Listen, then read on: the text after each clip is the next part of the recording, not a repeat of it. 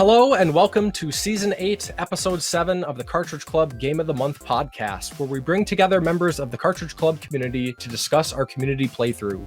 If you're new to the club or interested in participating in future months for games like Ghostbusters, The Legend of Zelda Windwaker, and Actraiser, join our community Discord, our forums at cartridgeclub.org, or follow us on Twitter at cartridgeclubNA. We love to see the hashtag Cartridge Club used whenever you talk about one of the games we've selected. I'm Church, and on behalf of our rotating pool of hosts, Josh, the Q-Dogs, Ryan, and Musty Hobbit, I'd like to thank you for tuning in. On behalf of the entire Cartridge Club community, I'd like to give a huge shout out to our Patreon Club backers, Joel Boyce, Kevin from Buried on Mars, Bass Guy, Dean Lasagna from Round 2 Gaming, and Caleb J. Ross, as well as the rest of the Cartridge Club Patreon supporters. Thank you.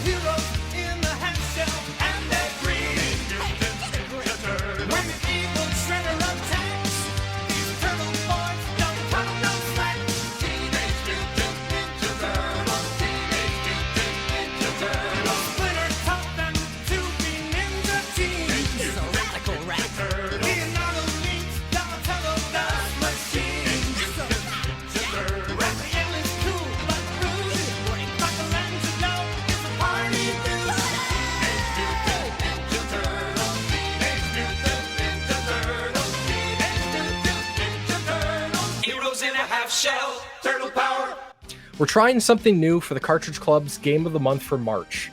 In the past, the now completed CC Portable podcast used to do a March Madness theme for portable games, and we're adapting that. For the community, we're encouraging everyone to play whatever Teenage Mutant Ninja Turtle games they want to play and share their thoughts with the community. For this podcast, though, we'll be focusing on TMNT II, the arcade game on the NES, TMNT IV Turtles in Time on the SNES, and TMNT The Hyperstone Heist on the Genesis. Joining me to talk about Turtle Power Month is Retro Mojo. Hey, thanks for having me. Red McKnight. Hello. John Riggs. Hi. And Michael B. the Game Genie. Thank you so much for having me on. This is awesome. And I'm glad you're all here. Before jumping into the games themselves, two things I thought we should touch on. So firstly, for anyone who might be living under a rock, in the sewers, or in their shells for the last 30 years, who are and what are the Teenage Mutant Ninja Turtles? You're asking us? I'm asking you guys. Well, they're teenagers in a half shell, and they're green. That's true. No, you know what? I got my introduction. It's funny, my introduction to the Teenage Mutant Ninja Turtles was the NES game. And that's when I was like, oh, isn't there a cartoon? And then I noticed the cartoon, and I was like, oh, wait, isn't this based on a comic? And then, I mean, it started with the comic, of course, but I didn't even get my introduction until the NES game, and I was playing it. That's where I was first introduced to it. I didn't even know about the comic for many years.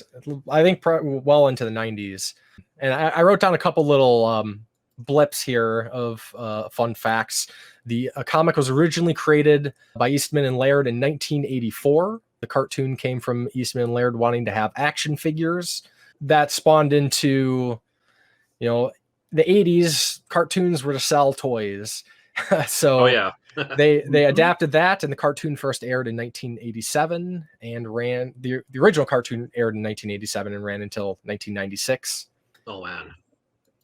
I can't believe it was that long. I don't remember it being that long, but then I got the Turtle Van with all the DVDs, and it actually was that many episodes. So it gets a little tougher to watch in the later seasons. It does, eh? The budget drops off. Michelangelo trades in his nunchucks for like a grappling hook for some reason. Yeah, it's pretty weird after a little while there. So I saw the good episodes. That's good. Yeah, that's right. That's the way you look at it. Yep. Well, so I guess on that point, so John, we kind of got your introduction to the Ninja Turtles. So everybody else, how do you remember how you got into them? What was your first introduction? Comics, toys, the games, and have you kept up with the Turtles over the years? And different shows, movies, games? Me, to some extent, I've kept up, but my introduction, the memory is spotty at best because my memory is absolute crud. But it was either the 80s cartoon or I think it was 1990, the first live action movie. It was one of those because they're just, how do I put this? They were awesome. I couldn't really explain it. They were turtles, but they were ninjas. Something slow with something fast. It was awesome. I just loved it. Made a connection. Mm-hmm.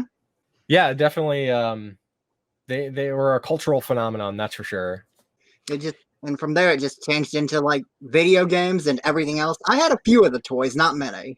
For me, I actually don't remember exactly when or how. It was pretty early on. I'm pretty sure it was before the first NES game. Somewhere it was either the cartoon or the toys got me into the other pretty early on. A week or so ago, because of another member of the Cartridge Club community, I actually shared a picture. I think I was about 6 years old, maybe 7, holding a couple Ninja Turtles with my little brother. And I was, at that age, I was Turtles crazy. I had toys. I remember having like a pajamas that looked like the Ninja Turtles.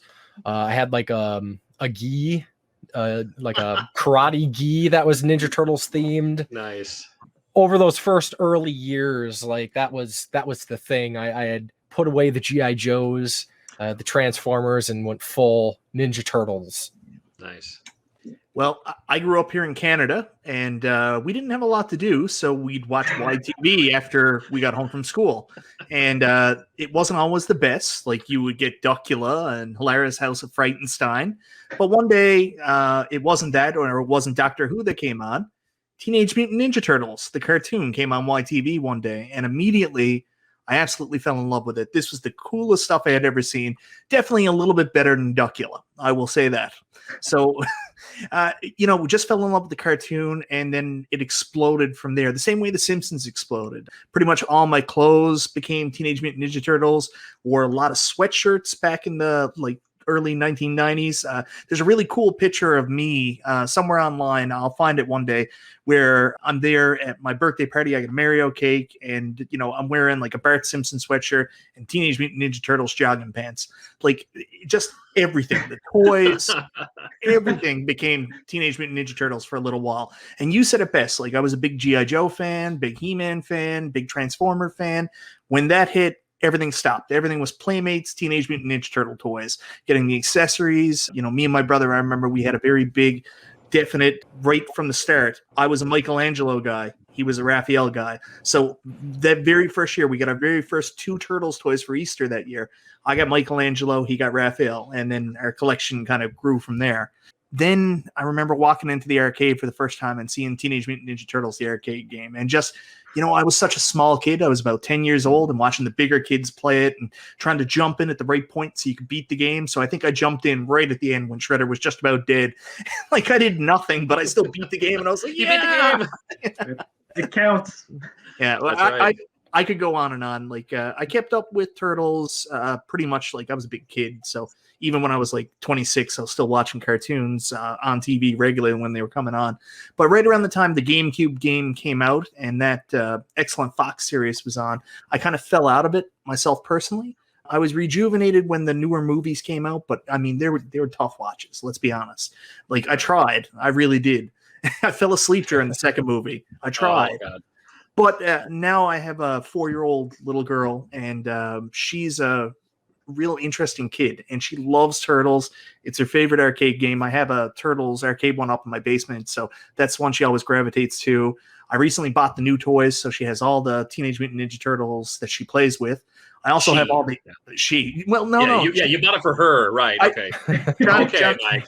I did, because I actually have the original toys still in the package up on a shelf, and if I didn't buy her these, she'd be trying to play with my originals. Fair enough. So she's really brought me back into it, and we've become very interested, especially with the new game coming out that is going to be interesting for her. And of course, it's a love letter for us because it's the Teenage Mutant Ninja Turtles from when we were kids. Yeah, that's exciting for sure. And We'll definitely have to talk about that game at some point. Who are we missing here? Who else hasn't told us how they got into the Turtles? I'll give her a go. I'm definitely excited for the new game too after watching that trailer. Just say that at the start. That looks amazing, and I can't wait for it. Yeah. Like most of the guys, cartoon for me really got me into it. So cartoon action figures. I remember looking at the Sears Wish book, like along with the video games, just looking at all the play sets, like I like, do I ask for the Turtle Van or do I ask for a game? Like it was a tough choice, but I remember looking at all those play sets and like just the stuff they had. Like it would have been really cool to have all that when you were a kid. So the Wish book for sure. I had this really cool tent sleeping bag combo thing that I remember. So it was like a Turtles, like you put it together, it was plastic, and then it had like the big tent on top and a sleeping bag, and it was a whole set. And I think it came with pajamas too. It was like and they had one for pretty much every popular thing back in the 80s. Like I'd love to try and find that Wish book. It was either like 87 or 88, and just look at that again. It would be really awesome. Love the movies. The first one, the second one, the third one was kind of nah. And again, kind of just fell out after that. And then I did go see the new ones. I didn't hate the first one. The second one, I don't even remember seeing it. I know I did, but I don't remember what happened in it. So it couldn't have been that memorable. Haven't heard great things about him, that's for sure. But isn't the second newer movie, isn't that one based more like on the cartoons that we grew up with? Like it actually has Bebop and Rocksteady, and it actually has the Turtle Van shooting, man covers and stuff. And John, that's the most frustrating part because somehow it's worse. I don't even remember it. I have seen it. I skipped it, but I was just thinking the other day when I was replaying these games, building up to this podcast. I was like, I never saw the newer movies. I should maybe give them a go just in case, but maybe best I save my time. Are you guys referring to when you say newer movies? Are you referring to the ones where the turtles are like really huge? Like the Michael Bay ones, right? That is that the ones? Yeah. Is it Michael Bay? Yeah. It's the Michael Bay movies where he's fixated on taking these characters from the 80s and giving them nostrils and weird facial yeah. They don't have their noses or anything. It's just like and they're just so overpowered too. Like it's when they're fighting the foot soldiers, they just demolish them. So it's like it's a little over the top. I took one look at the visuals of that movie, saw a buff Ninja Turtle, and I couldn't do it. I just couldn't. They're not 15. They're not teenagers. Red, how'd you get in the Turtles? Did you keep up with the Turtles? I think you said you did. Yeah, he was first. Yeah, it was either the cartoon or the first movie. Yeah, that's right. Yeah, and those movies, like, how awesome are those? They're very good.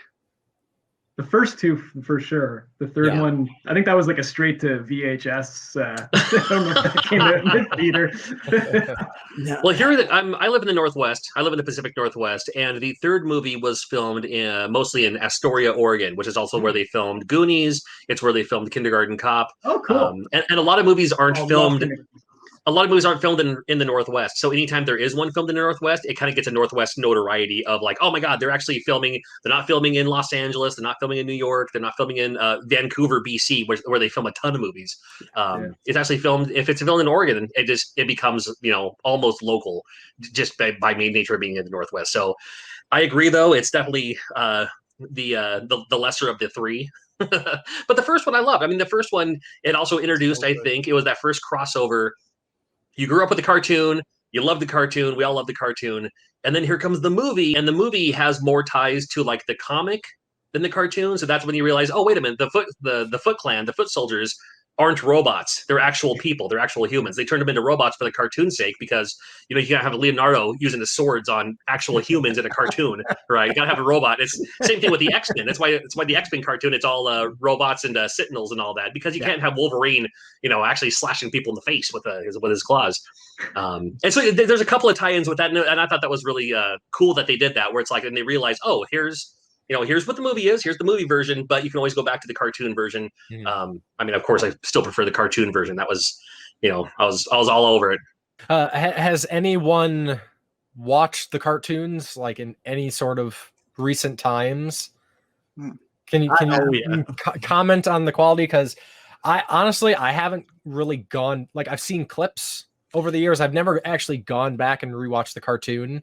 General consensus that I kind of get is like the early seasons pretty decent, and then they really go off the rails there. Yeah, so they hold up. They totally hold up. There's a lot of cartoons you go back and watch, and it's kind of tough. Like, I love He-Man, but man, He-Man can be a tough watch sometimes. Go back and try. Hey, I'm with you, buddy. Yeah, but Turtles 2 80s. hold up. I love going back and watching and noticing where you can tell certain voice actors didn't show up that day, and other people had to step in and do their voices. That's one of my favorite things about Turtles. Like, you never knew what was going to happen. It's good. It's good fun, and it's on a regular rotation for my cartoon watching when I get time. Awesome. Red, you said you watched them kind of recently too? I watched one episode off of the Volume 6 DVD recently, but since it was a volume, I don't know which season it was, but it was the episode where the Master Splinter finally lets them go out into public, and I think they end up in Paris, France.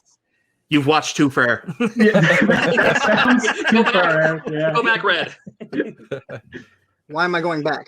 You're too far into the seasons. Yeah. Yeah, Well, the that better was the ones only are at the episode I beginning. watched, 'cause that was the only episode that would work on the actual DVD because it was all scratched up. No. Nice. That's Gotcha. too bad. See, you've got past the part where Fozzie already jumped the shark. Yeah. That's so. I thought it Excellent. was good. Yeah. I mean, it was a different take because they're always so hidden from the public, but in a different setting, like as I said, Paris, France, they're like accepted as heroes. People are cheering for them at the end, if I remember correctly. So, were they the hero turtles there? Yeah, that's worth mentioning. I almost forgot about that. Is across the pond they retitled them Teenage Mutant Hero Turtles because they thought ninja and like the weapons would encourage kids to get violent, and Well, not like wrong. That nunchucks totally were, happened. I think nunchucks were banned in Europe or something, or UK. I think Wow. I think they just had a hard time with Konami because they did the same thing with Contra 2. They were like, nope, these got to be robots.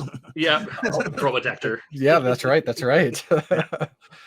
Yeah, very interesting. And it wasn't just it was everything there. I was literally recently on a podcast maybe a week ago. The host was someone from the UK, and it was so weird for me being from the United States just to hear him casually say, "Oh, I heard you liked Teenage Mutant Hero Turtles," and he said it like as if it rolled off the tongue because that's what he knows it as. Yeah. And I was just like, it's funny. I've never actually heard anyone say that unironically because he said it with an English accent and everything. Nice.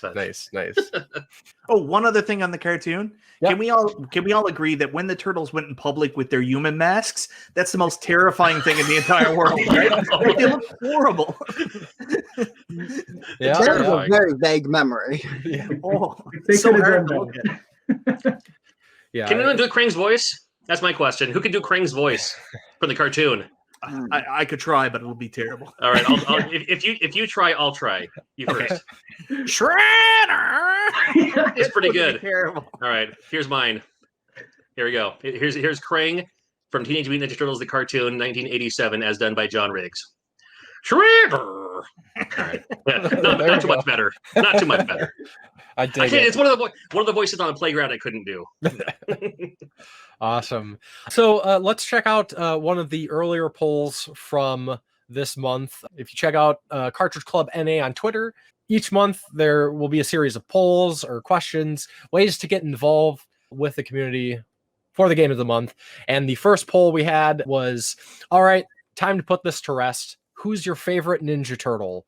And out of 110 votes, Donatello overwhelmingly won. Well, maybe not overwhelmingly, but Donatello won with 37.3% of the votes. Second place was Leonardo with 23.6%, Raphael with 22.7%, and I was actually really surprised that Michelangelo only got 16.4%. That's Just very surprising. Just Michael voted for that one. Was this an ironic poll? Like, did you intentionally vote backwards? I don't understand. I was wondering if people were voting on which characters they played in like the games. Yeah. Because Yeah. Michelangelo, the nunchucks are always really short, and Donatello, you had the extra reach with the bow staff. It's like, Personally, I'm a Leonardo guy. I've always been a fan of swords and ninja swords, and just the cool leader, collected guy. I liked all the turtles, but Leonardo is my guy. How about you guys? Raphael guy here for sure. Just the attitude. Although he's kind of a dick in the movies, but a little over the top in the movies. But I liked him in the cartoon. Sure. Yeah. Same way. I was a Raphael guy just because in the cartoons he was sarcastic. Comics and the movies, he was more in the comics and movies. He was like almost like just grumpy. He was like like the Squidward. He was just like like oh I'm just gonna do it myself. And it's like oh come on. And in the cartoons he was hilarious. He was like I loved him. Yeah. Had the worst weapon though. I voted Donatello because I'm semi-guilty of what you said. In the video game, in one of the video games, he had this twirling bow staff move that that's how I won every fight. But but also because he's a techno head, I love technology. So yeah, absolutely. Donatello for the win. Well, my name's Michael. His name's Michelangelo. Seemed like a good fit, so that's where I went. I've always been a Michelangelo guy just for that reason. Yeah, and he's a party dude. Yeah, party dude. Always having a good time. That's right. And I grew up in the 80s too, man. Nunchucks were rad. Everybody wanted to learn how to use nunchucks. Yeah, absolutely. I think I get the impression that over time people have picked different turtles, but it really seemed like back in the day, like Michelangelo was the guy. Like he's just fun. Yeah, I definitely had a pair of homemade nunchucks. I think we all did to some extent. The funny thing too is I remember having them at school and getting in a fight with them, just play fighting, and the teacher took them and then just gave them back to me at the end of the day. That would never happen now. They'd be calling the cops, and I'd be going to therapy. You can't do what you can't do now what you could get away with back then. There'd be so many social workers. I know, they'd need all of them for me to.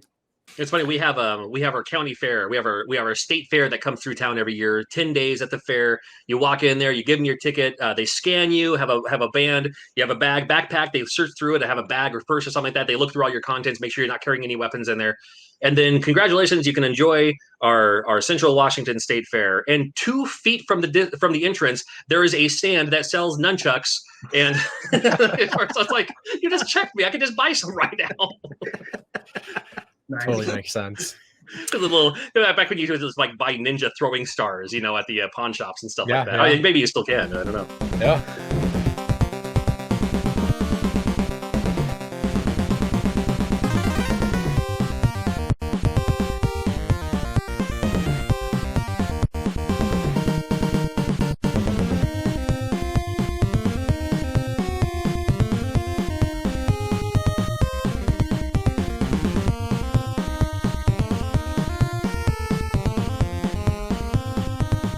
Yeah, so let's start talking about some games here. So there we go.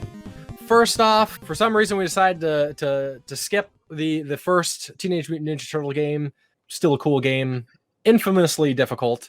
Maybe that's why we decided to go with 2. I don't exactly remember, but the first game we're going to talk about is Teenage Mutant Ninja Turtles 2, the arcade game on the NES, and that was released December 7th, 1990, following the original arcade release, which was released a year prior.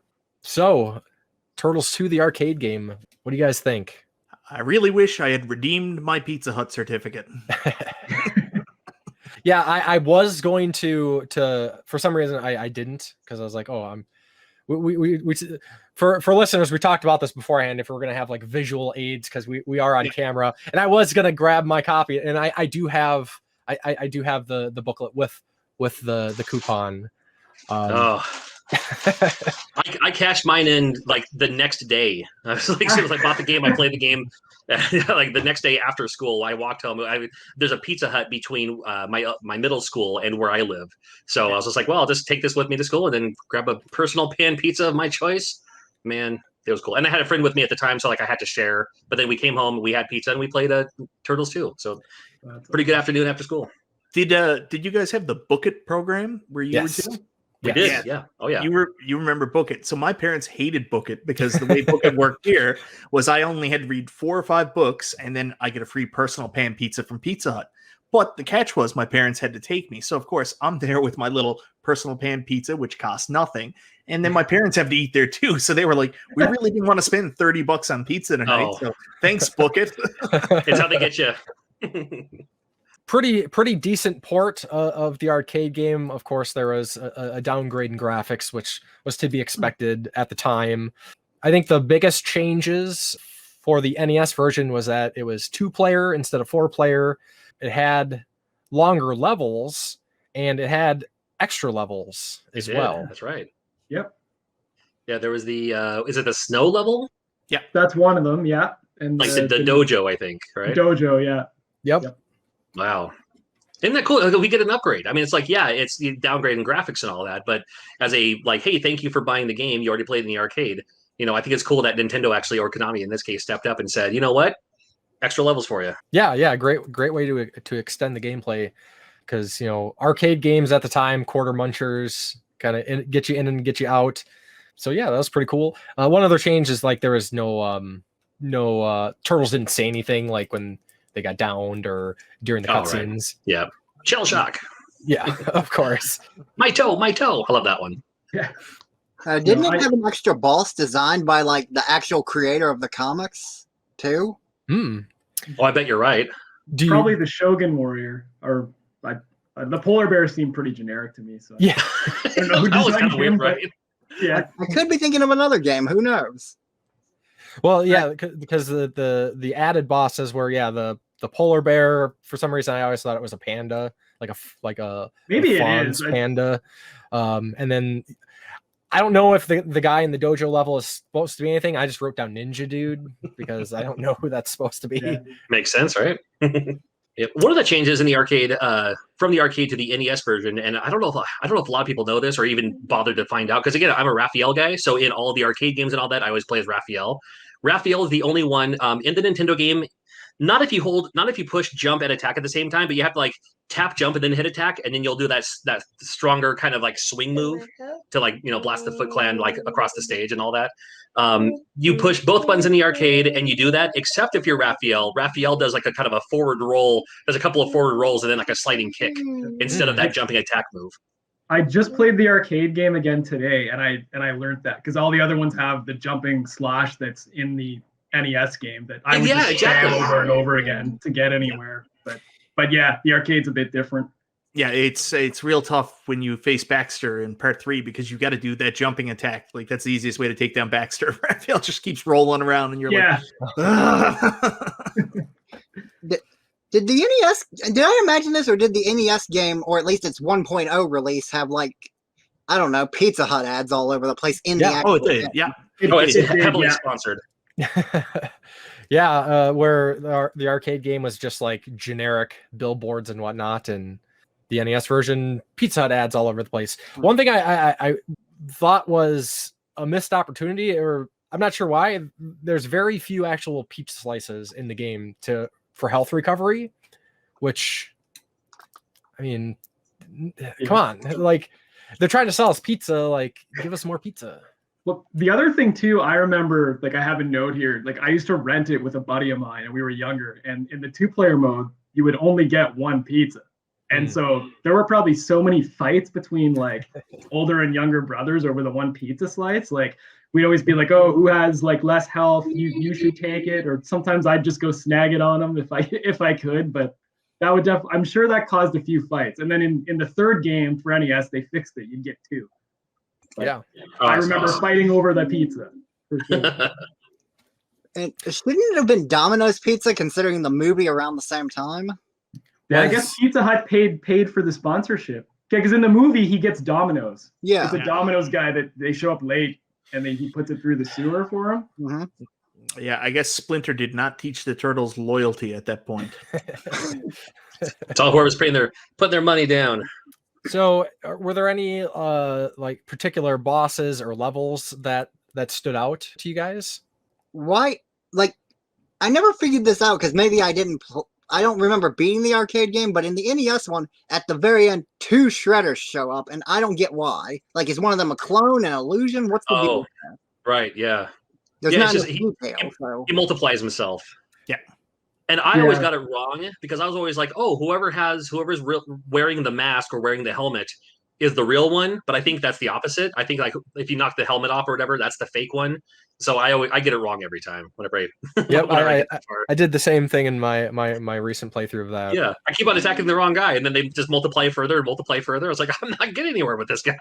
Yeah, he eventually runs out of clones, but you have to if you just go after the right one, it makes it a bit easier. Yeah, I always try to attack the guy that's doing the lightning, mutagen lightning, right? So usually that's the real shredder.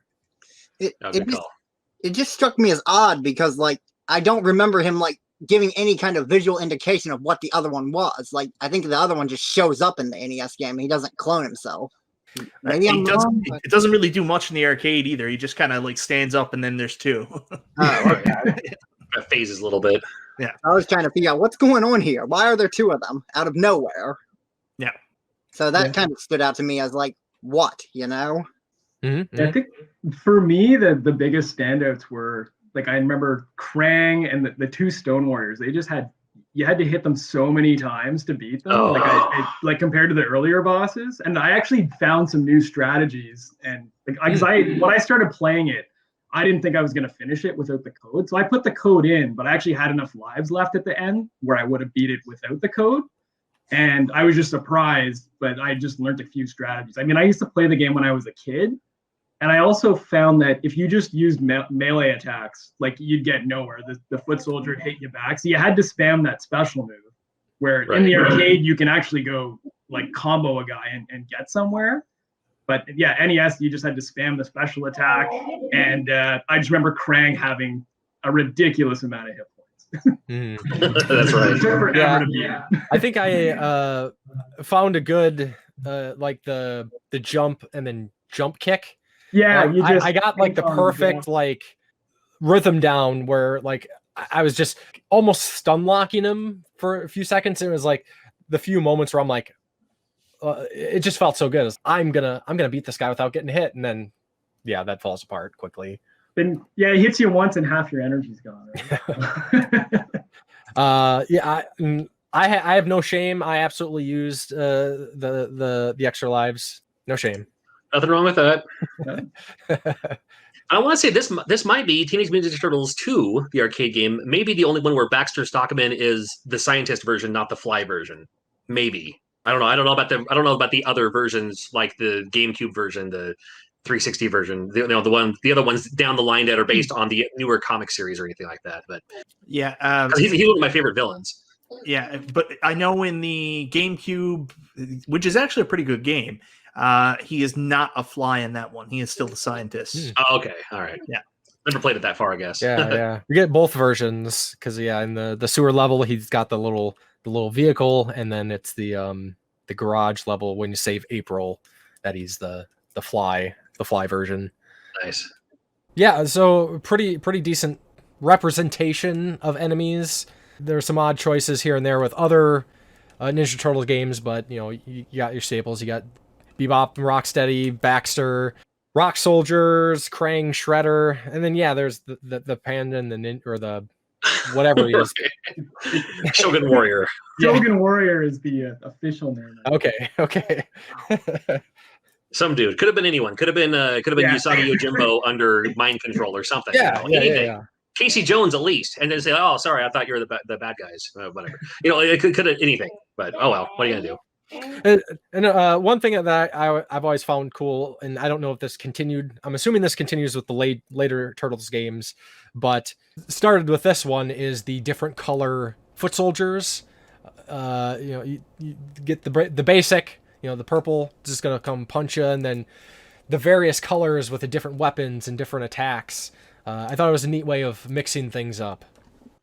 It was great, and I love the fact that you could also attack their attacks back at them. Like if they're tossing something at you, oftentimes you can hit it. Exactly, yeah. Get the sewer lid, and it's coming at you. You hit it, and it rebounds and hits them instead. Oh man, that's such a great thing. Yeah, and then just overall, like the gameplay is fantastic. Very tight. A little bit of that slowdown when you get some enemies on the screen, characters disappearing and whatnot. But overall, like it's a fantastic port. You know, visual downgrade or not. I think they really showed what the NES could do. Oh yeah, for sure. Agreed. It's one of the best. Especially with the two, how they did 2-player simultaneous too. Like I thought that was impressive. You'd have 2 turtles and then 3 foot soldiers on the screen at once, and it ran pretty well. So yeah, they definitely did a good job. Any other thoughts on TMNT the arcade game or the actual arcade game before we move on here? No thoughts, but a piece of trivia I have about it. Hit us. It's actually Teenage Mutant Ninja Turtles 1 on the Famicom, because they titled the one we know as 1 as a different title. So the one they have in Japan for the Famicom is actually TMNT 1. Oh, weird. I didn't know that. I didn't either. And these were, if I'm correct, if I remember right, when I was looking up info, these were all made for the American audience first, which was kind of unusual. But then again, that's where, you know, Turtles were mostly popular. I'm not sure how the reception in like Japan was, but I'm assuming if Konami made all these Turtles games, that there had to be a fan base there. I would love to talk to somebody from Konami, like really talk to them behind the scenes and say, so guys, what was Teenage Mutant Ninja Turtles, the first game? What was it before that? Like, what did you turn into Turtles? Because there's a question there, right? Yeah. I kind of feel bad leaving that out because we're covering like the main like retro Turtles games. But yeah, what a strange game. Like everything, the enemies, the areas. Like, I mean, you got the turtles, the turtle vans in it, but yeah, what's going on with that game? Yeah, like. I own a small retro store at a flea market. Like we're only open on Sundays, so it's just a part-time gig, and people come in and they all buy that first one, even though like I'll say, well, the arcade game or the third one's a bit pricier, right? But I'll point them towards the arcade game because it's only like $5 more, and they all remember playing that original one. So that one sells way better, and I don't know why. It's just what we had. It's what we had when we were growing up. Like we forced ourselves to play it because that's the only game we were playing at the time. It was during a time when, you know, video rental stores weren't quite a thing yet. So you bought it because you love the cartoon, and you're like, well, now I'm stuck with it. So this is what I'm playing. I'm going to figure it out. I'm going to force myself to like this game. I played a lot of Total Recall back in the day. That's what my dad bought me because he liked Arnold Schwarzenegger. Yeah. I've told this story quite a few times. I have Iron Sword because my mom had a crush on Fabio. Yeah, the Iron Sword's not bad. Total Recall, however, that one's pretty rough. I don't know. Yeah, for sure. The glory holes in the fence on the first level, man. That's it's worth checking out. Awesome. So let's go ahead and check out the second poll from the Cartridge Club NA Twitter account. And it was, what was your favorite TMNT cartoon growing up? So this kind of hits the various demographics and generations over the years. So the options were the original, that ran from 1987 to 1996. Next Mutation, which ran from 1997 to 1998. The 2003 series from 2003 to 2010. And then the 3D Ninja Turtles from 2012 to 2017. Overwhelmingly, winner was the original series with 84.5%. And it looks like Next Mutation, not very popular at all, 1.2%. 2003 series had 10.7%, and the 3D Ninja Turtles had 3.6%. So, anybody have any or familiar with these other series? I've never seen any of the other ones myself. You know, the newer ones aren't that bad, even though they say Booyakasha instead of Cowabunga. Oh no! They're on. Yeah. No. That aside, they're actually not that bad. They're really not. They might be worth watching an episode or two to see if you want to get into it, to see if you like it. Nothing will ever beat the OG, of course. Mm-hmm. But as far, because I mean, everything retro is new again. They're always going to come up with a new something or other. There's always going to be a new My Little Pony. There's always going to be a new Ninja Turtles. There's always going to be a new He-Man, Transformers. It's going to keep going and going and going forever. But the newer Ninja Turtle series, I was actually pleasantly surprised It's not the original, but it has its own charm, and I kind of liked it. I thought I thought it was okay. Yeah. Red, looked like you had some thoughts on it. The most recent one, I think it's the most recent one, where they're all 3D and cube-like. Mhm. If that makes sense. Yeah, it doesn't look the same for sure. My nephew watched marathon the whole series, and within episode 2, I fell asleep. I hated it. Nothing made any sense about it. Hmm. Like, why is April a teenager and not a news reporter? Why is everything a cube? It's stupid. It's stupid. No, stylistic choice, but yeah, it's sometimes you gotta wonder. I mean, I literally fell asleep, woke up hours later, and he was still watching it. You must be enjoying it then. I mean, kids, like we were all kids once. I grew up watching what did you say, 1987 was it? Yes. Yeah, that's the one I watched growing up, and I loved it in the same manner, but so kids never really change, just the media changes. True. Right. True. For sure. But I could not tolerate it at all.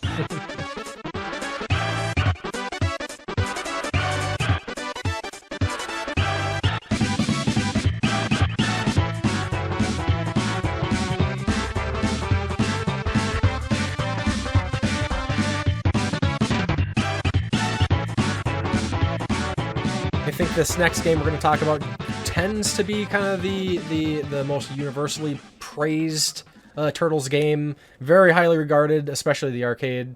And it's almost like a direct arcade port, and that is Teenage Mutant Ninja Turtles 4, Turtles in Time, for the Super Nintendo. And actually, one of the reasons that kind of pushed the Cartridge Club to cover Ninja Turtles is it was the 30th anniversary of the arcade game this year, and that actually released March of '91.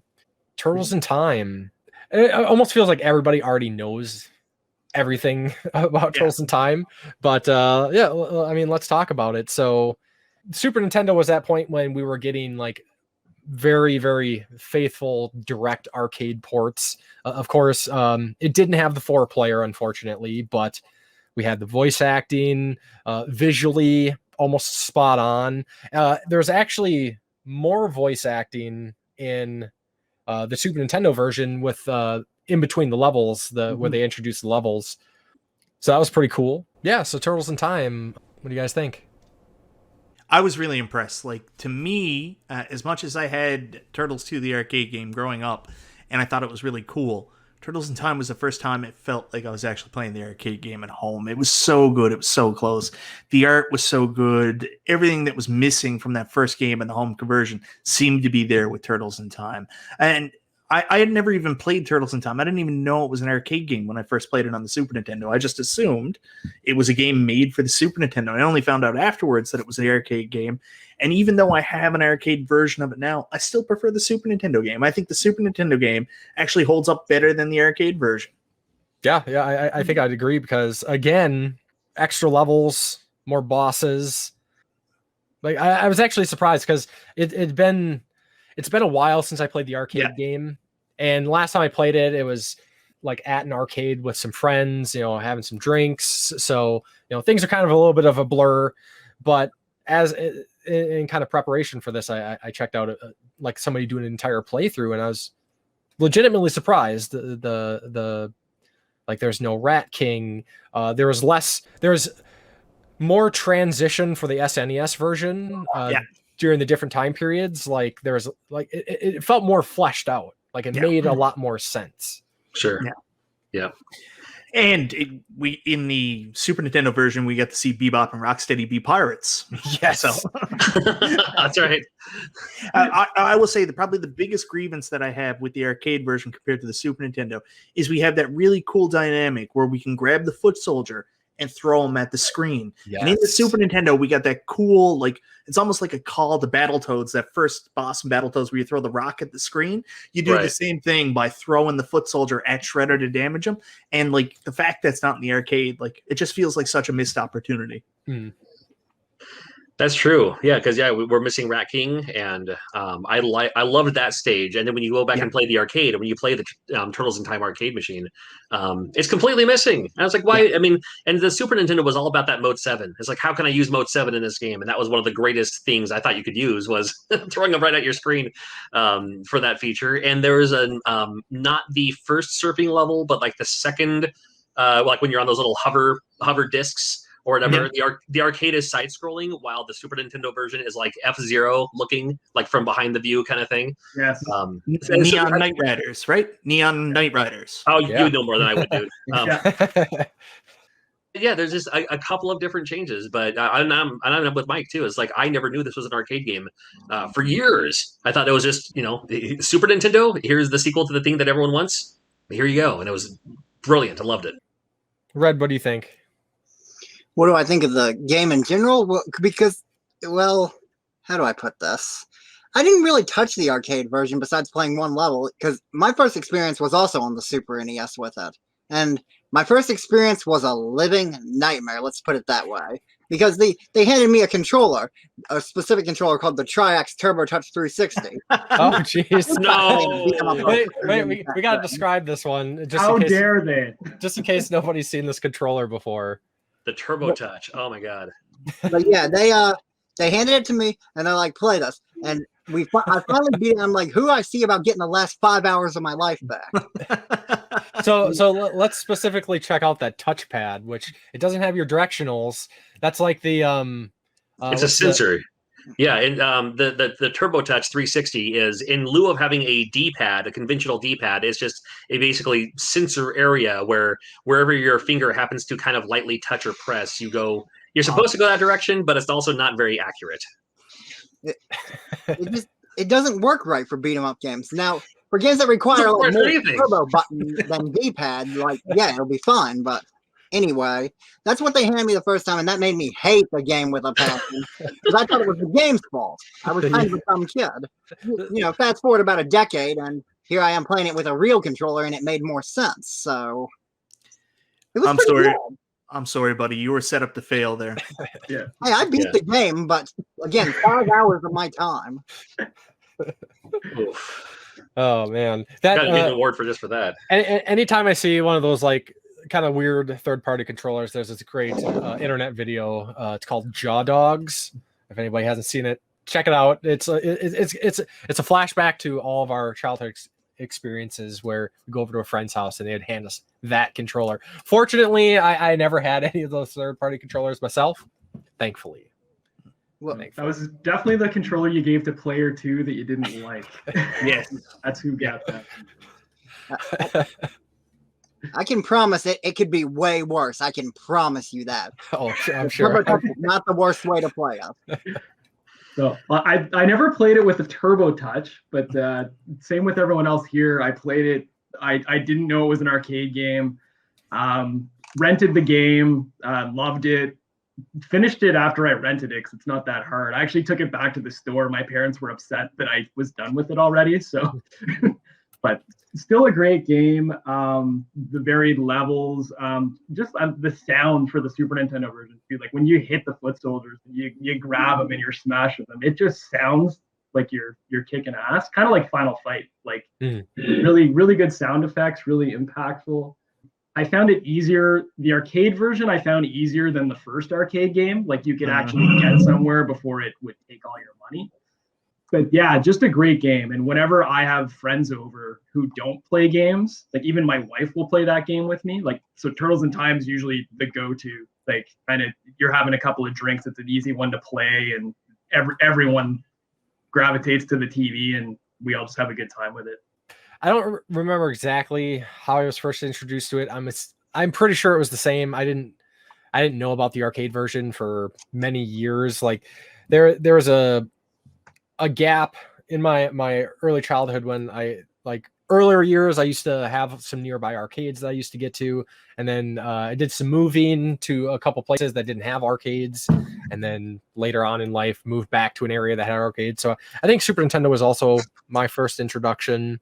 And one thing that again that I especially loved about this was the representation of more enemies that we saw from the show. You know, Leatherhead. Yeah, the seeing the different versions of Bebop and Rocksteady, like that needs to be more of a thing. And I don't know if it's more of a thing in other Ninja Turtles games, because they were always disguising, as far as I remember, they were always disguising themselves, and Right. it just worked so well. And then Well, I give you a little. Oh, go ahead. and I was gonna say, and they also mixed in we had Toka and Razor, Super Shredder, like Metalhead, I think. Yep. Slash, like in the Super. Yeah, Nintendo. Slash. it's awesome. I like the fact that it gave you the silhouette. So it's kind of like a name that Pokemon. It's just like, oh, here's going to be the final boss of, Baxter Stockman's the first stage or whatever. And you're like, oh, I recognize, or, Leatherhead, of course, stands out like a sore thumb as it is. But you're like, oh, cool. You kind of know what you're looking into. Because that was kind of the fun things about any of the Ninja Turtle games. The villains were so iconic in and of themselves that you're just like, oh, I can't wait to see who's at the end of this level. Hopefully it's Rat King. Hopefully it's, Leatherhead's always a popular one. I guess we'll find out here pretty soon. So it was so cool to see that, it kind of showed you a little teaser of what was to come. And then you play the arcade game and you get to the prehistoric level, and it shows you that silhouette, and you're like, oh, so it's Clayface from Batman the Animated Series. It's just mound this pile. And it's funny, too, that when you go back to, it's like, hey, the Shredder comes in, I'm sending you back in time, and it's like 65 million BC or whatever the age is, and there's Foot Clan soldiers there all of a sudden. It's like, hanging out. I was like, wait, send them over there too. I wouldn't be too happy with my boss if you're going back in time too. Yeah, hazard pay for sure. Yeah. I gotta watch the animated series again, but I can't remember Mudman at all. No. Like, I don't remember him. So when I see him in the game, I'm still mystified by it. But seriously, like Rat King, such a better boss than just those terrible aliens that you had to just get xenomorphs. Yeah. Oh man, what a horrible way to end that sewer surfing is such an iconic stage. That music, everything is so on point with that level, and then you just getting stuck between all these aliens. Awful way for it to end. Yeah, Rat King was always a cool guy. I mean, they had that little hover thing that he's on, whatever that thing's called, But yeah. And for some reason, of all the versions, arcade, whatever, like the most standout like voice line in all the games was for me was from this one. It was when you get down shell shocked. And then John, you mentioned my toe. Right. Yep. Yeah, there's a few of them. There's like, who put out the lights, when they fall down the sewer hole, which is funny because they live there. I mean, you think that they know how to go into a sewer drain, in their sleep if they could. It was cool and it was cool with the Super Nintendo that they had that voice chip that maybe they didn't talk as much as the arcade version, sure, but they would still throw in some of those voices, maybe not voiced by the people who voiced the cartoons. This was during a time when video game voices would come from Sally in financing. She's like, hey, can you come in here and record this voice really quick? I mean, this is the way it was back then, So, but cool that they had voices to go along with those. When you hear Master Splinter in the Queen's English say, whatever he's talking about, and I don't know. Thank you, my turtles. Okay. Again, any other thoughts on Turtles in Time before we move on? It's fantastic. I thought it was cool they added new levels. I mean, not just new levels, but they added new moves too. So you could either, with the Super Nintendo, like the arcade version, if you walk like 3 steps, you start running, which is so annoying. Because then you just end up doing like a shoulder tackle, or if you hit jump, you'll do like a front handspring or something like that. But you could also on the Super Nintendo version change it so you could either double tap to run, which I would rather use. Yeah, I want to control when I run. But then when you do that, you have the option to do a kind of a front handspring, which can turn into a sliding attack, or you can. The arcade version's kind of a little bit hard to control too, because most of the turtles go into combos, and the end combo is this jumping, flying thing that almost helicopters in the sky for a bit. So sometimes, like, you're just stuck. You don't want to be doing it, but you're just stuck. Yeah, you go way out there because it's floaty, and you're like, no. Yeah. Whenever you do the jumping kick. You can do the jumping kick, but they also have that jumping, like you can just keep slashing or keep attacking on the way down. Yes. But yeah, it's such a slow way down, Well, And one thing I noticed too is like I don't know if it was like this in the arcade because I can't remember, but on the arcade 1-up cabinets, the attack and jump buttons are backwards, so they're actually they're not that fun to play, to be honest, until you get used to it. Are they backwards to what you're used to playing on the NES or backwards to the arcade? There it is. Yeah. Jump and attack are flopped. Here, switched. Yeah, but I don't know if the original arcade had them like that too. But I'm assuming 1-up went for like the authentic. It'd be cool if you could map it. Yeah. Like I have a lot of arcade 1-ups if you didn't know. So on the Golden Axe cab, it's a 3-button layout, and they have Golden Axe on the thing itself. So of course you see on the panel itself it says jump, attack, and magic. Then when you start playing Alter Beast, and if you're familiar with the original arcade Alter Beast, the actual attack and jump are in the wrong place. So your jump is usually up and you have to attack with the 2 bottom buttons. But because they didn't want to confuse people, they actually remapped it. So the mapping for Alter Beast is wrong. So it would be cool if you could remap that. I didn't know. Interesting. I'm sorry, tangent there, guys. I'm sorry. It's good info.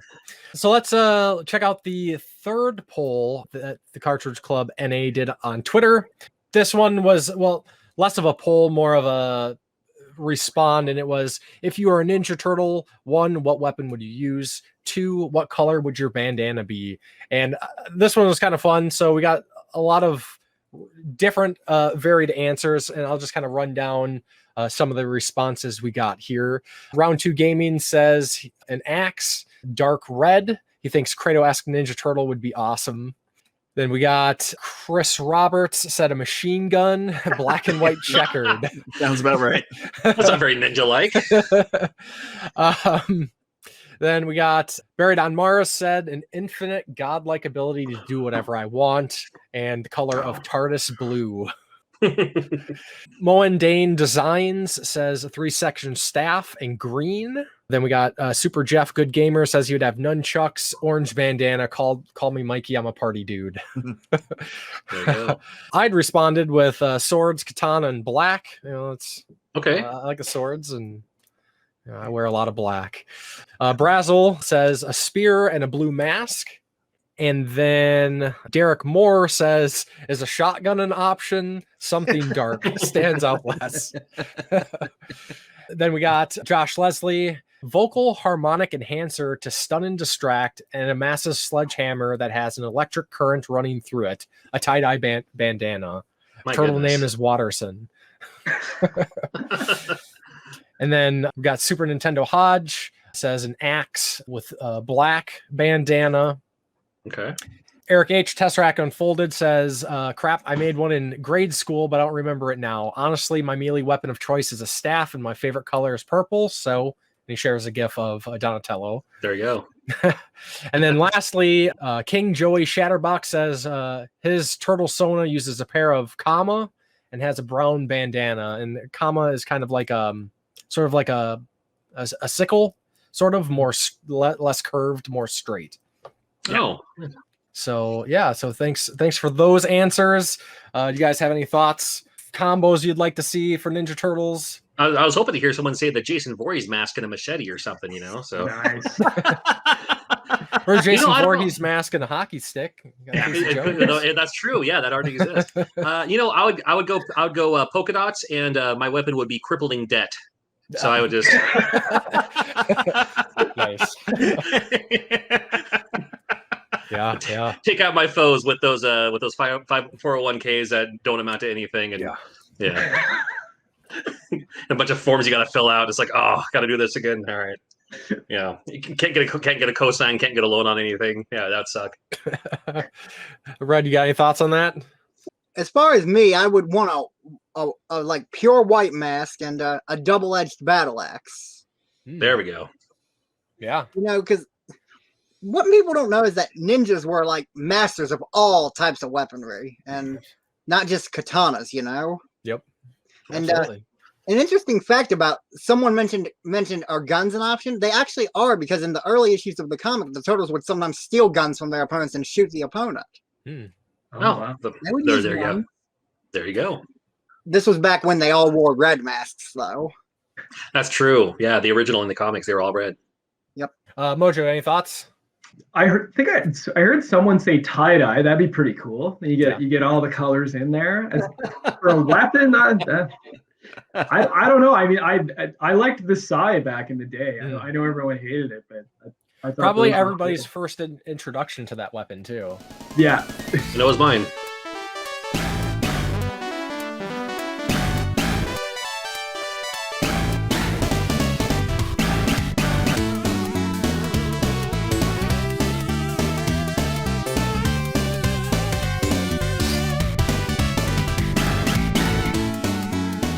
All right, so let's talk about our third and final game for this episode, and that is Teenage Mutant Ninja Turtles: The Hyperstone Heist, which was the Genesis version of Turtles in Time.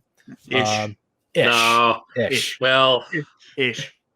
Inspired by, like, yeah, there's a lot of It's its own changes. thing. Yeah, there's a lot of I mean, there's its own console wars about that alone. You know, which one's a Yes. better game, and we can talk about that later between one or the other. And there's a lot of varying opinions on both sides. Yeah, very different game, different levels. I mean, some of the same levels are there, but everything is so mixed up. I made a note, like, there, instead of being a level boss, like they would do small sections of a level and then move you into another level and then another level and then a boss. So like the first level was sewers, then street, then sewers again, and then you'd fight Leatherhead. Or Right. second level was the surfing, then the pirate ship, then a cave, and then you'd fight Rocksteady. And no Bebop, no pirate Bebop Rocksteady. Like, Sorry, Mike. Yeah, there weren't as many levels, but those levels were a lot longer. yes. There's no throw, which is unfortunate. But one thing I will definitely give Hyperstone, and maybe this is just me, but it actually does feel a little like the gameplay's like a little tighter, a little faster. I don't know. I'll What do agree. you guys think? Hyperstone Heist. I played it for the first time today. Mm. Like actually completed it, and I will agree that the gameplay is tighter. Like but that's kind of a Genesis thing, right? Everything seems like less floaty. Mm-hmm. When I was younger, I thought the Genesis was a terrible system and the Super Nintendo was everything. Now I'm getting into Genesis stuff, and I wish I got into it way earlier. But I will say this game, it just, to me, there wasn't enough. It wasn't varied enough compared to the Super Nintendo one. So and I don't really have attachment to either of them as far as nostalgia is concerned. But I just found it was kind of a cop-out where, like, you've got your first three levels. Yes, they're longer. But then level 4, they actually call it the Gauntlet, and you literally fight the same bosses over again. They got a bit more power and a couple of extra attacks, but they do have Tatsu in the game, which is kind of cool. It's kind of random. It's the only one that has him. But what other notes I got here? I've got the bosses were pretty easy. It feels like it was an afterthought to get something out on the Genesis right away. Like, I almost feel like they just wanted to have a game, so they rushed it out. And I don't understand why they just didn't do a Genesis Turtles in Time. Like, I think it would have been a good game if they just did that. Yeah, that's an interesting question. I was hoping no one was going to say Tatsu, because I was going to come down to the fact of what is the best Teenage Mutant Ninja Turtles game? Well, whatever one has Tatsu, obviously. It's just a random insertion. Like, he's not in any of the other games, and they just throw him in there. It's kind of cool. It's not like the Turtles have this amazing rogues gallery where they could put hundreds of different characters in, but we'll put Tatsu in. And now explain for even people like me who's not quite familiar, and I'm not married to the Ninja Turtles. Who is Tatsu? Tatsu was Shredder's number 2, the trainer from Teenage Mutant Ninja Turtles, the movie. He was the bald interesting. guy. Yeah. Oh, okay. Oh, dude, yeah. Okay, that's been a minute. All right, cool. Now I know. I was playing this game just the other day myself, just getting ready for the podcast, and I remember I fought him, and I was like, "Well, you know, some of the other ones, like you see Token Razor, and you're just like, oh, I recognize them from the movie. You know, sure. Yeah. You know, are they toys? I think they are now. Were they in the cartoon, the original cartoon series? I don't know. I don't think they It were. might have Maybe been. they were. They might have maybe been at one point. maybe in the later issue, like the later levels, the later episodes, where after I stopped watching it. But that's interesting. That's cool. I never know that. I don't think the Tatsu action figure sold very well. If there was, It's just a guy. Just some dude. Random guy. But and even in the game, he just calls foot soldiers, right? And then he throws stuff at you. He doesn't do much. But I thought it was kind of neat that they put him in a game, though. Personally, I don't have a lot to say about Hyperstone Heist. I had never had the opportunity to play it before. I mean, I could have emulated it or something, but it's just one of those games. Like growing up, I had a friend that had a Genesis. He didn't have that. My first time playing it was in preparation for this podcast. If somebody growing up had the Genesis, they didn't have a Super Nintendo, and you didn't know any better, I was like, yeah, this is the best you got. And if that's all there was, I think you'd be pretty happy. If that's what you grew up with, it's still a cool game. Like, I'm not taking that away, but personally for me, compared to what Turtles in Time is, it's so lacking in so many ways. Yeah. And I think it's actually kind of a bit pricey compared to its counterpart. Big time. Oh yeah. Largely why I don't have a copy of it still. Yeah, I remember how I got my copy was even 9 years ago, Teenage Mutant Ninja Turtles Hyperstone Heist on the Genesis was going for about $100 loose back then. I mean, it's bananas. And I don't know if you guys remember Keeb the Joking Gamer, who lived in the province with me. Anyways, we worked out a trade, and like it was the most bananas trade I ever made. I ended up giving him like 5 different systems. I was trying to be nice, right? And then he was really weird about it too. And I'm not 100% sure he actually owned the copy of Hyperstone Heist he traded with me, but here we are. Because he was really weird. He was really weird about it, and I think it might have been his cousins. But anyways, he did the trade, and that's how I got my copy of Hyperstone Heist. And that was actually the first time I ever played it. Okay, cool. You have it now? You still have it? Yeah. Oh, that's awesome. Yeah, I wish I would have kept mine. I during the console wars, Super Nintendo versus Genesis, I had both, and I had a TurboGrafx 16 as well.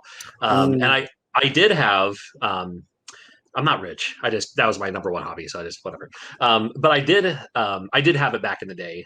So I had it along with Turtles in Time. So I have that nostalgia factor for both. But yeah, they're both very similar, as if they just shared the same sprites for the most part. But yeah.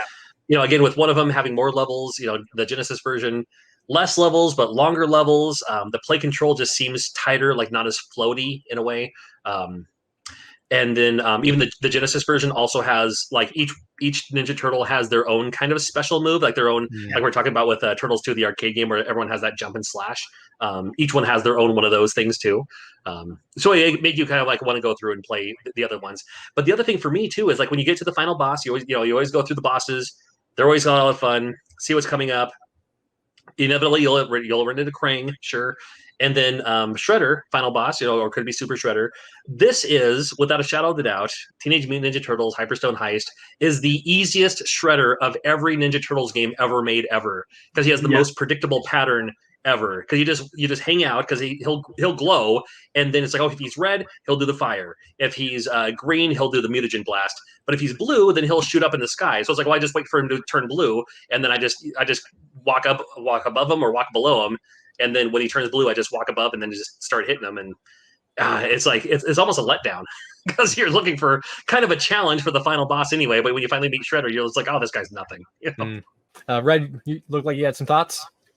Yes, I do actually, and this is a big one because this is the game for me. Okay, nice. Ninja Turtles goes. So let me harken back for a second to where I said Turtles in Time. My first impression was bad because of the controller and all that. And see, and that's part of the reason Hyperstone Heist clicked with me so well is because I started with the standard controller, and y'all mentioned like Tatsu, and I have such strong memories and ties to the first movie that when I saw him, it clicked even more. And then Shredder at the end going in all super. I have strong ties to the second movie as well, so that made it click further still. How can I put this? Basically, Hyperstone Heist is, in comparison to Turtles in Time, you could say Turtles in Time is not good compared to Hyperstone Heist because it's so dang good. It is. I know I'm probably the odd man out here, but no, I agree with you, buddy. But like Hyperstone Heist, like picture a small house, right? The small house is Turtles in Time. Now picture the Empire State Building. That's Hyperstone Heist. Sure. Strong feelings. Everybody has them. Like it's almost a perfect beat 'em up. That's how I feel about it. There's like basically nothing wrong with it. I mean, like I said, it overall, I think it's a great game. It's just when the comparisons come into play, that's where I kind of choose my sides. Sure. And there's nothing wrong with loving Hyperstone Heist because I mean, when I played it, I had a blast.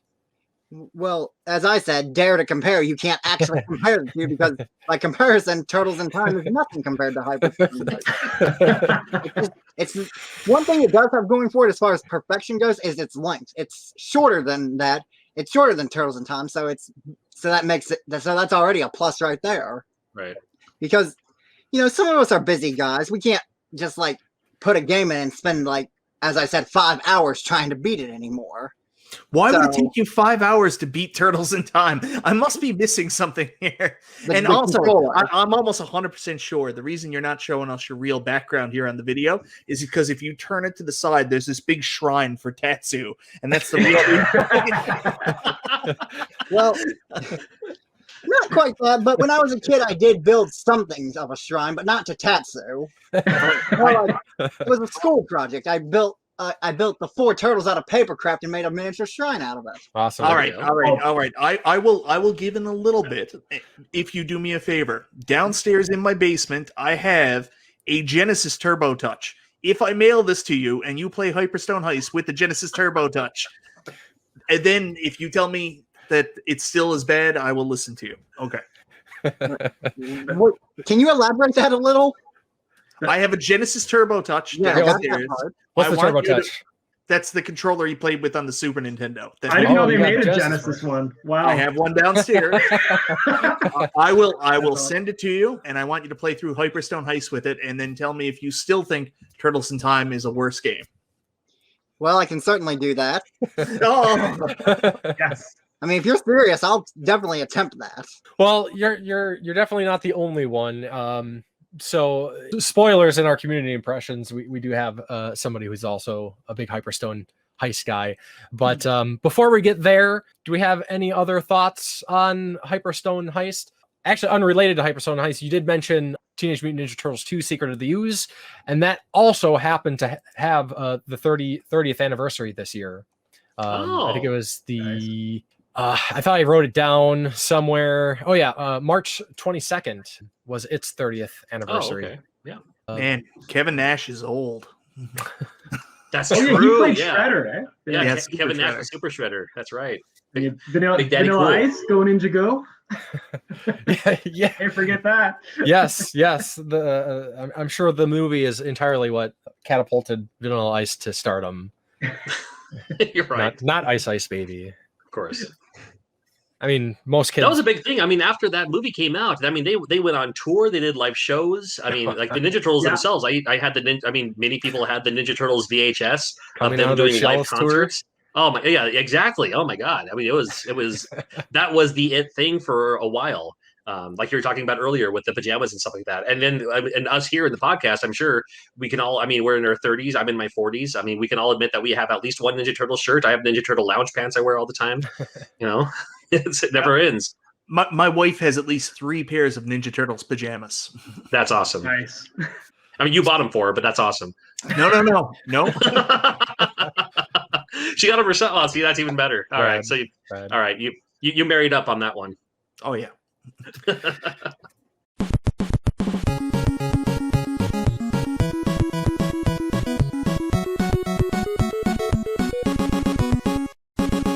Let's get some community impressions then. Again, if you follow Cartridge Club NA on Twitter, we do the polls, and then usually towards the end of the month we'll do some sort of like wrap up. This time we said we're recording the Ninja Turtles podcast and we need your help. A quick pitch for your favorite TMNT video game. What is it and why? We're going to take turns here covering some of the responses we got. So let's go ahead and let's take it away. At It's Rocket Sauce said, the OG arcade is my favorite. It was mind-blowing as a kid the first time I saw the cabinet at Chuck E. Cheese's. I could play as my favorite cartoon characters, and the game was great. Also, the cabinet art. Chef's kiss. Can we talk about that for a second?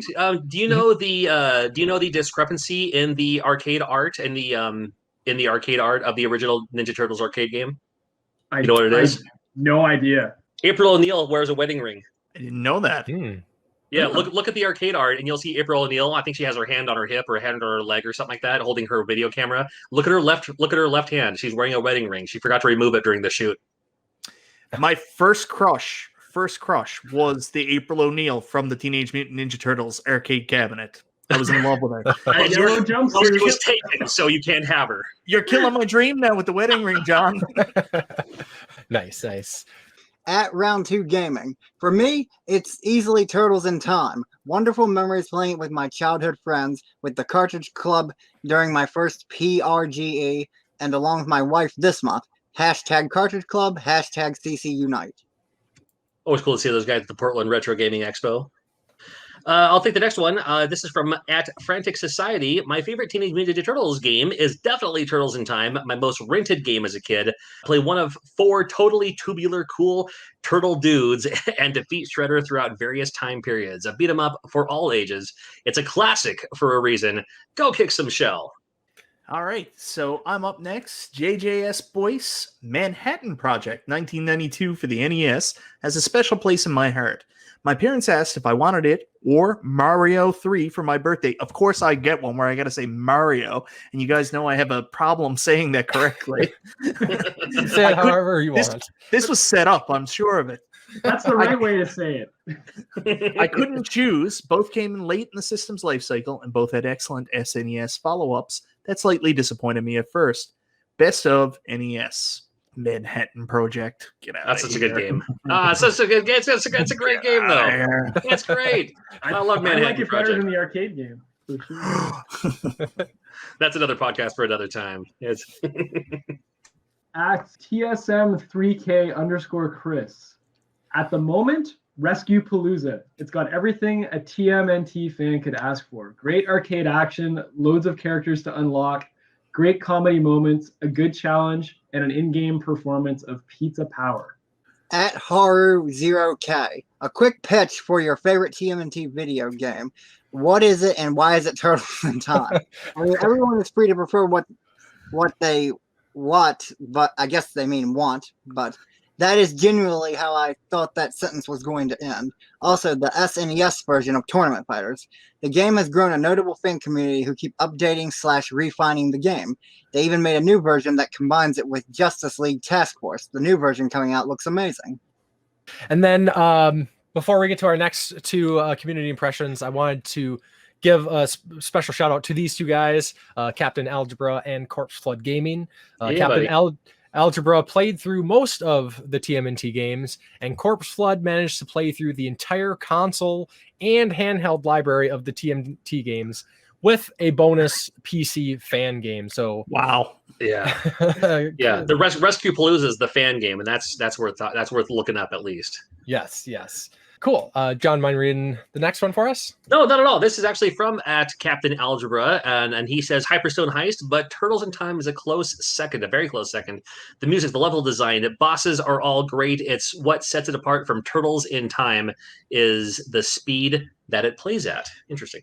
All right, so I'm up next. I just want to say something else about Captain Algebra because I love him. He is like the most talented dude. I've watched him play, and he's who I want to be when I grow up and playing games. Like he's so good. Like it's crazy. We haven't shaved your head yet, so we'll see. I know. Corpse Flood. After beating every TMNT game this month, that answer has changed so much. There's only like 2 bad and 5 meh out of the 33 that I played, but I would have to say Rescue Palooza is my current fave. There are some surprisingly good games in that library that need more love. Reason being, it's the perfect combination of all the classic TMNT games with tons of references, but totally new levels, even a Bayou Billy tribute swamp level, some of the best songs from the NES games, and I think I forgot the rest. You cut it off, so we'll improvise. And Hyperstone Heist is nowhere near as good as Turtles in Time. And Red, it is funny that the ones they're getting you to read off are all Turtles in Time love, I will say. Party hard. That wasn't intentional. I promise. Corpse was a good dude. The line that I cut off was he said, "And voices that match the show, plus Yeah. around 60 total unlockable characters." Oof. Does anybody else have experience with Rescue Palooza? Not yet, but I will now. Yeah. I've never heard of it. It sounds awesome though. As I sit here listening to all of us talk, I'm looking it up on my phone. It's one I've heard of. I'm cool with fan made games, but I like playing games like sitting on my couch on my television. And a lot of these games you have to play like via PC on your computer. Yeah. I don't have a computer set up for all that. I know there's so many great fan made games, and I've heard this one is one of the better ones. But I'm hoping that even the people who are making TMNT Shredder's Revenge are taking a note from Rescue Palooza to add. We always play as the 4 Ninja Turtles, but wouldn't it be cool to play as Casey Jones? Wouldn't it be cool to play as Usagi Yojimbo? I would love that. I was going to say that earlier. Like, I grew up a huge Casey Jones fan from the cartoon because he was like Clint Eastwood voice. He was ridiculous. And then when he showed up in the movie, I was like, this is the coolest thing ever. That was my favorite thing about the movie. They included Casey Jones. Yeah. I would totally love to play as him. So we'll see. And I'm assuming we're all pretty excited for Shredder's Revenge. Oh yeah. Yeah, looks fantastic. .emu following up the coming off of the Streets of Rage 4 remake and Dragon's Trap remake. Even though those were Lizard Cube, I don't think this is Lizard Cube, but the caliber's there, and we kind of know what to expect. And from what the trailer they showed, just looks absolutely fantastic. I'm in, buddy. I can't wait. Same here. Awesome. So as we wrap things up here, before we go to the little outro section, does anybody have any final thoughts about the games we talked about, Ninja Turtles in general? Red looks like you got something for us. Yeah, about that. At least Hyperstone Heist, Michael B. Game Jr. did not get a crappy remake. Yeah, that's true. It hasn't been reshelled. You win there. Yeah.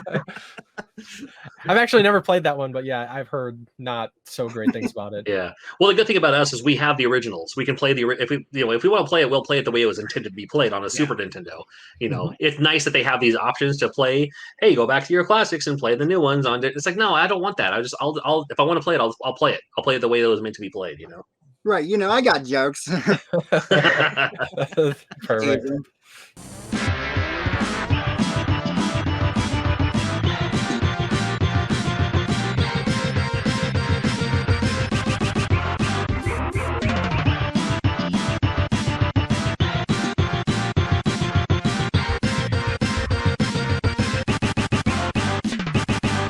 Okay, so I'd just like to let everybody know what we can expect coming up in future months of the Cartridge Club. So April, we'll be playing through The Legend of Zelda Windwaker. Then in May, we're playing Actraiser, and that was selected and will be hosted by Chris, the old-ass retro gamer, who won the opportunity to host during the Cartridge Club charity stream back in December of 2020. So that might be something that we do again this coming December when we do the annual Cartridge Club charity stream. So definitely tune in there. And then with each new episode of the podcast, we announce the following upcoming game of the month, and announcing the Cartridge Club game of the month for June 2021. Episode 10 is Cuphead, which is available on the Nintendo Switch, PlayStation 4, Xbox One, Windows, and Mac. So basically all your modern systems, you can play Cuphead, and that is quite the game. It is. Never beat it. Too hard for me. I'm not ashamed to say it's too hard for me. I can't do it. I love it. Love the animation. Love the graphics. I love playing it. I bought it originally I'm so glad I had an Xbox One when I had one, because I never used it, but it came out for that first, and now I have it for the Switch. Man, can't do it. I can't hold up. I can't stand up to you kids. I can't do it. That's just one of those games. Just keep at it. You'll get through it. Yeah, you say that, but here I am. It's kind of like the Nintendo hard, the repetition, but it does test your patience. No, it's not Nintendo hard. This new level of hard that everybody's going for with this Demon Souls and Dark Souls and like, what was that? Sekiro and Sekiro was ridiculous. Yeah, Sekiro. Yeah, it's a different level. that's not NES hard. That's there's this level of accomplishment when you beat Ninja Gaiden. When you get a little bit further in Sekiro, you're just a masochist. Like you just did horrible things over and over again until it worked. Well, we're talking about the original Teenage Mutant Ninja Turtles. It is beatable if you've done it. And I've done it once. And the very first time I got up to Shredder, I had one life left. He hit me with the mutagen gun, turned into a turtle. That was game over. To play it again, you got to start all the way back at level 1. There was no passwords. There was no saves. You have to start at the very first level and go all the way through it every time. And I beat it once only. Wow. And Mike Tyson's Punch Out could be up there too, I guess. But yeah, that's a different level of like they're making it hard for the sake of being hard. But it also has all these save states and you can you can save the game whenever you want. It's not the same. It's not the same. I mean, especially games like Ghosts and Goblins for the NES. Of course, it's hard. It was a quarter buncher for the arcades. You want to keep popping quarters in there. They ported that to the NES. It's a different level of hard, a different kind of hard. Not the same. Yeah, absolutely. All right. Well, that's going to do it for this episode of the Cartridge Club Game of the Month podcast. So again, if you'd like to get involved with the club, I'd encourage you to follow us on Twitter at Cartridge Club NA. You can also visit our Discord, which had a lot of discussion this month for Turtle Power Month. There's also the Cartridge Club forums at cartridgeclub.org and the Facebook community and group pages. To those of you interested in supporting the club beyond a review on the podcast app of your choice, I'd like to mention the club is entirely funded by pledges made from members of the community. We are extremely grateful to those supporters, and if you're interested in becoming one of them, please look into how you can do that at patreon.com/the Cartridge Club. And then for our guests, I'd like to give you all the chance to shout out your social medias, any other place that your online content you host. So let's do that. So Retro Mojo, how can people get a hold of you? Yeah, so Instagram and Twitter at retro_mojo. I've got a YouTube channel with no videos, but maybe someday when I decide to take the time to do it, but retro_mojo on YouTube. And just a quick shout out to my little store I have at TMNT Video Games on Instagram. And then we have a Facebook page as well. So if you're ever in the Ottawa, Ontario, Canada area, hit me up and come see me at the store. Awesome. I sometimes frequent that area, so yes, I will be in touch. I actually co-own it with a guy who used to do YouTube, Dave the NES guy. I don't know if you remember him, but he used to do videos. He was actually quite good, and he should have kept up with it. But him and I co-own the spot. Okay, cool. Red McKnight, how can people find you online? Twitter at Red McKnight. The R is capital. There's 2 D's in red. And let me just spell it out. Capital R E D D, capital M C, capital K N I G H T. And that's my name on YouTube and Twitch as well. Awesome. John Riggs, I'm sure everybody knows who you are, but nobody knows who I am. I am at John Blue Riggs. You can find me on Twitter and Instagram if you just search John Riggs. Just on YouTube, you'll find probably my face pointing at something in my thumbnails. And I'm all about I like VR stuff too and Switch stuff too, but most of my videos are about like retro gaming, like mostly NES stuff, but retro gaming nostalgia for sure. And with conventions starting to open up soon, you can find me at Retropalooza Houston coming up in July. I should be vaccinated by then, so here's hope. Awesome. And then when the borders open up, then I'll be visiting Ontario, Canada, as soon as I can anyway, because I miss my Canada. I haven't been to Canada in literally 18 years now, so it's been a long time. I have my passport. I was ready to go. I was going to go last year, didn't go. Everything happened, of course, the way it happened, but we don't. I'm a huge breakfast cereal fanatic, and we don't have Shreddies in the United States. So I've got to get my haul back here to the United States. Oh, you don't have Shreddies in the United States? Boo hoo! Cry me a river. We don't have Fruity Pebbles. We don't have Count Chocula. I literally have the brand new. He's got it right there. I have birthday cake flavored Fruity Pebbles celebrating their 50th anniversary. I just got these in the mail today because I work with Post. So awesome. The American. cereal aisle is magical.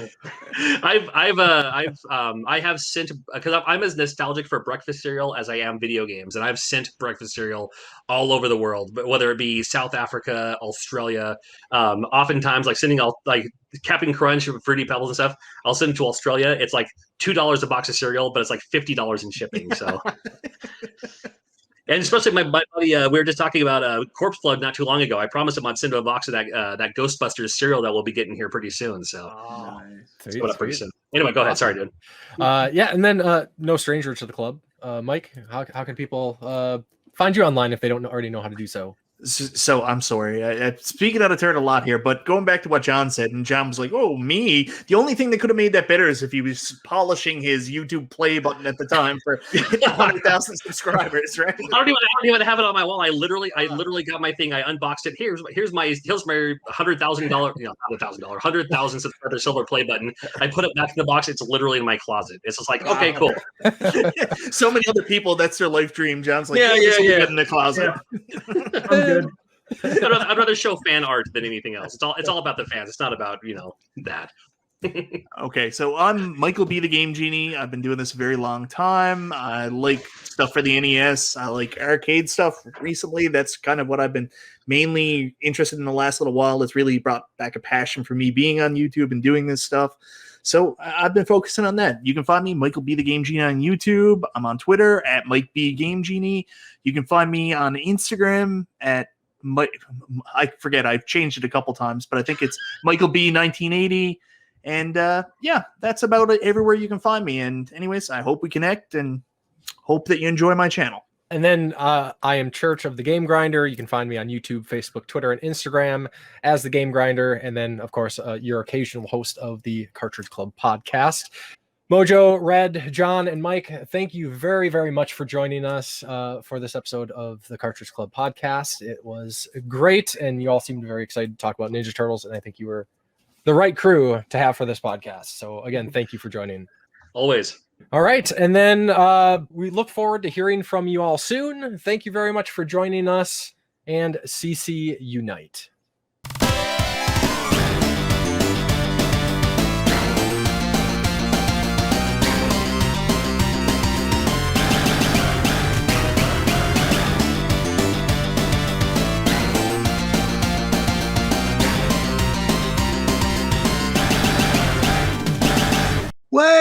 Wait! Go for it. First, before we end, we should establish the pre-fight ritual of Hyperstone Heist is better than Turtles in Time. Here we go again. That's how you go out.